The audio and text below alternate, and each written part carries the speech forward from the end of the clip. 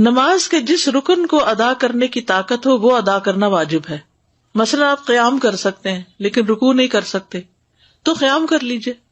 آپ قیام نہیں کر سکتے لیکن رکوع کر سکتے ہیں تو رکوع کر لیجئے. آپ قیام اور رکوع کر سکتے سجدے میں نہیں جا سکتے تو قیام اور رکوع تو پراپر کیجئے. سجدے کے لیے آپ کرسی پہ بیٹھ کے اشاروں سے نماز پڑھ لیجئے. اسی طرح بعض اوقات قیام نہیں ہوتا، جیسے رمضان میں قیام ہوتا ہے نا، قیام اللیل، تو آپ کیا کرتے ہیں، کچھ دیر کھڑے رہتے ہیں پھر بیٹھ جاتے ہیں. لیکن رکوع اور سجدہ آپ کر سکتے ہیں تو رکوع اور سجدہ کرتے جائیں، یہ نہیں کہ ایک دفعہ بیٹھے تو ہر چیز بیٹھ کے کر رہے ہیں. تو یہ یاد رکھیے کہ نماز کا جتنا رکن آپ ادا کر سکتے ہیں، اگر سارا وقت کھڑے نہیں ہو سکتے، آدھا بھی ہو سکتا تو آدھا کھڑے ہو جائے پھر بیٹھ جائیں. لیکن جب رکوع کا ٹائم ہے تو کھڑے ہو جائے پھر رکوع کر لیں.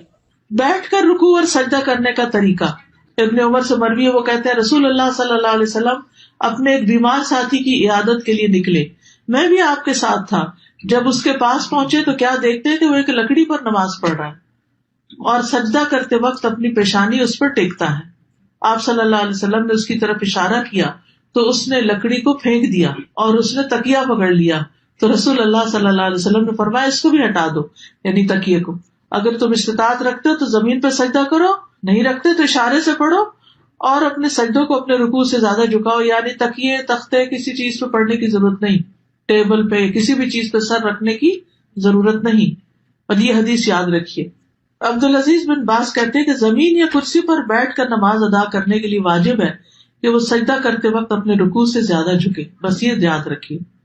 لیکن سجدے کی حالت میں اس کے لیے واجب ہے کہ اگر استطاعت ہو تو زمین پر ہاتھ رکھے اور رکوع میں دونوں گھٹنوں پر، یعنی جیسے نیچے بیٹھ کے کوئی پڑھ رہا ہے تو رکوع کے وقت کیا کرے، گھٹنوں پر ہاتھ رکھ لے، اور سجدے کے وقت کیا کرے، زمین پر ہاتھ رکھ لے. لیکن کوئی لکڑی اور بینچ اور یہ کچھ بھی رکھنے کی ضرورت نہیں. اگر زمین تک نہیں جاتا تو جہاں تک ہاتھ انگلیاں لگتی ہیں تو اتنی لگا لے تاکہ رکوع اور سجدے میں اشارے میں فرق ہو. لیکن اگر استطاعت نہ ہو تو اپنے ہاتھ گھٹنوں پر ہی رکھے، جیسا کہ نبی صلی اللہ علیہ وسلم سے ثابت ہے کہ مجھے 7 ہڈیوں پر سجدہ کرنے کا حکم دیا گیا ہے. پیشانی، اور آپ نے ناک کی طرف اشارہ کیا، دونوں ہاتھ، دونوں گھٹنے اور پاؤں کی انگلیاں. اور جو شخص ایسا کرنے سے عاجز ہو اور کرسی پر بیٹھ کر نماز ادا کرے تو اس میں کوئی حرج نہیں. یعنی زمین پہ نہیں بیٹھ سکتا تو کیا کرے، کرسی پہ بیٹھ جائے. فاتقوا اللہ ما استطعتم. نبی صلی اللہ علیہ وسلم نے فرمایا اذا امرتکم بامر فاتوا منہ ما استطعتم. جب میں تمہیں کسی چیز کا حکم دوں تو تم اپنی استطاعت کے مطابق اس پر عمل کرو. رکوع اور سجود میں کمر جھکانے کا طریقہ.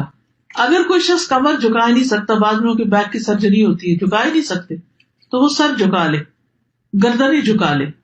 اور اگر اس کی کمان کی طرح پہلے سے ہی دوہری ہو تو ایسا لگتا ہے کہ رکوع کی حالت میں ہے تو جب وہ رکوع کا ارادہ کرے تو تھوڑا اور جھکے. بعض لوگوں کا کب نکل جاتا ہے نا، کبڑا جیسے ہوتا ہے، اس کی کمر پہلے ہی ایسے ہے تو وہ کیا کرے، تھوڑا سا اور سر جھکا لے. پھر سجدے کی حالت میں جتنا اس کے لیے ممکن ہو اپنے چہرے کو زمین کی طرف اور زیادہ قریب کرے، جتنا ممکن ہو نیچے تک جائے سجدے میں. یاد رکھیے کرسی پر بھی بیٹھے ہوئے جتنا آپ جھک سکیں جھکتے جائیں. اب صف میں کرسی رکھنے کا طریقہ. کرسی کو صف میں رکھنے کے متعلق علماء نے بیان کیا کہ جو شخص بیٹھ کر نماز ادا کرتا ہے اس کے لیے اس کی پشت معتبر ہوگی، چنانچہ نہ تو وہ صف سے آگے ہو نہ پیچھے ہو. مقعد وہ حصہ ہے جس پر جسم کا انحصار ہے، یعنی کرسی اس طرح رکھے کہ لائن میں اس کے کندھے دوسروں کے ساتھ لگ رہے ہوں، پاؤں نہیں. کیا رکھے، کندھے، سر. یہ